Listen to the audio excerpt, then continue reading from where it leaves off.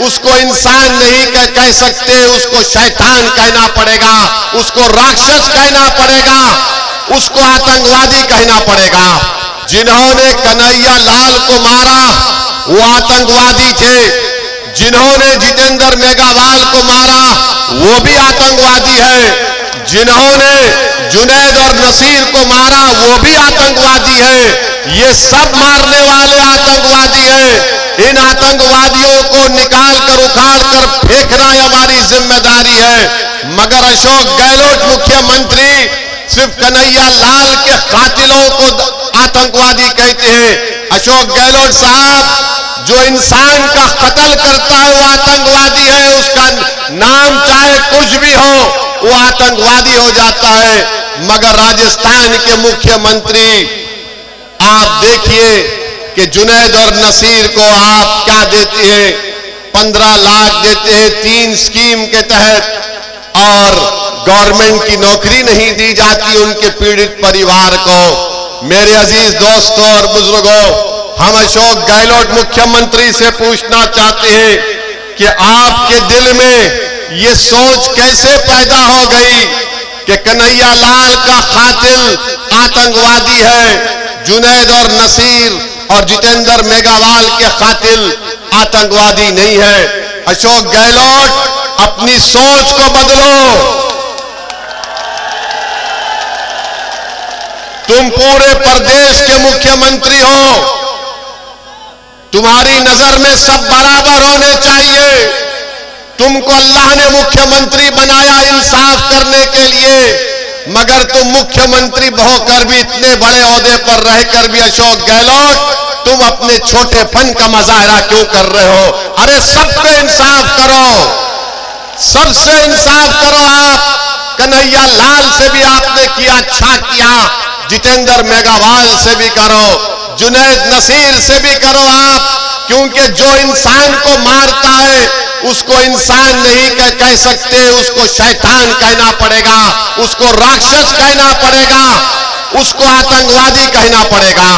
मारने वालों को, जुल्म करने वालों को मालूम हो जाएगा कि मुसलमान राजस्थान का, दलित राजस्थान का जाग चुका है। वो अब तुम्हारे जुल्म को सहने वाला नहीं है, वो कि तुम्हारी बात से डरने वाला नहीं है, वो तुम्हारे झूठे वादों पर एतमाद नहीं करेगा, बल्कि वो अपने मुकद्दर के फैसले करेगा।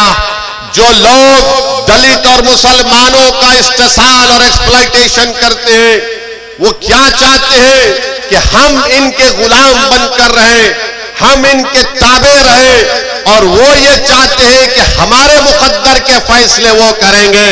तो सुनो कांग्रेस और बीजेपी वालों, तुम एक कमरे में बैठकर दलित और मुसलमानों के मुकद्दर के फैसले नहीं करोगे, बल्कि हम तुम्हारे सामने कुर्सी डालकर, मेघवाल पैर पे पैर डालकर, और वैसे ही तुम्हारी आंखों में आंखें डालकर कहेगा कि हम करेंगे हमारे मुकद्दर के फैसले, तुम नहीं करोगे।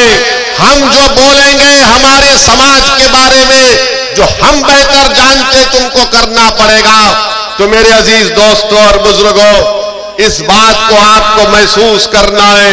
मैं हमारे भाई ने कहा कि जितेंद्र मेघवाल को गहलोत सरकार ने सिर्फ 8 लाख रुपए दे दिए गए।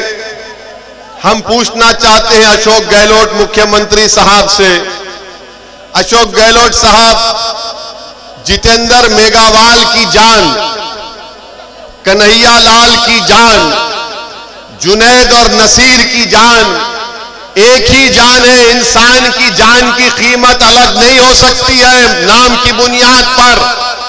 अगर कन्हैया लाल को 50 लाख रुपए दिए गए हैं तो जितेंद्र मेघवाल को भी 50 लाख दिए जाने चाहिए थे।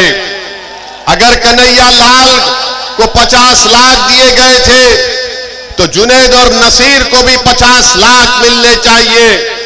इंसान इंसान होता है, मजहब के नाम पर इंसान की जान की कीमत में कमी या बढ़ाई नहीं की जा सकती है।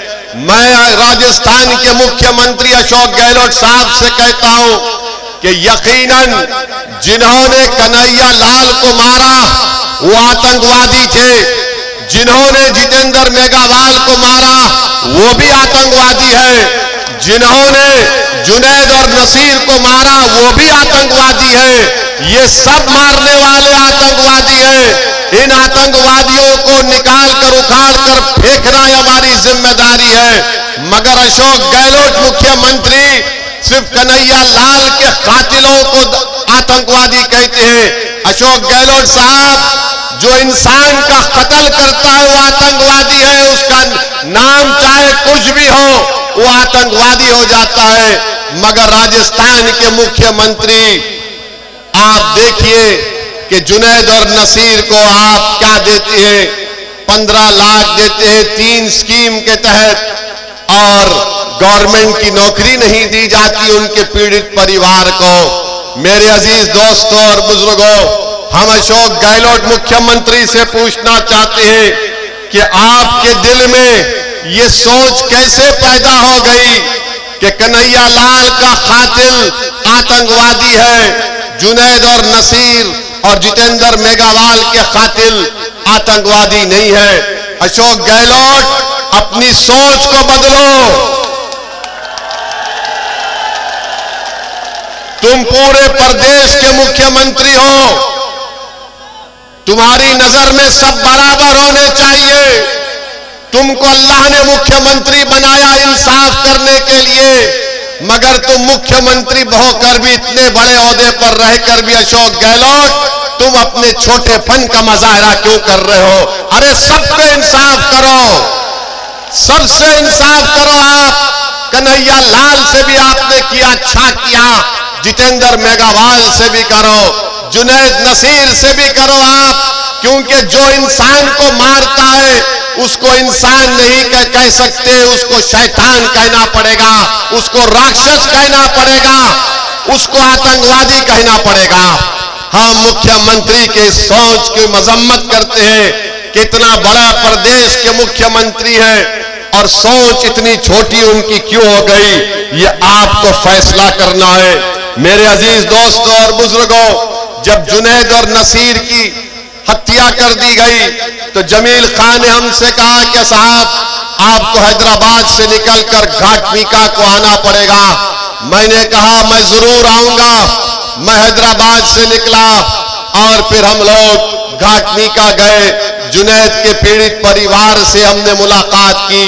क्या आप जानते हैं मेरे अजीज दोस्तों और बुजुर्गों कि जुनैद के 7 बच्चे हैं।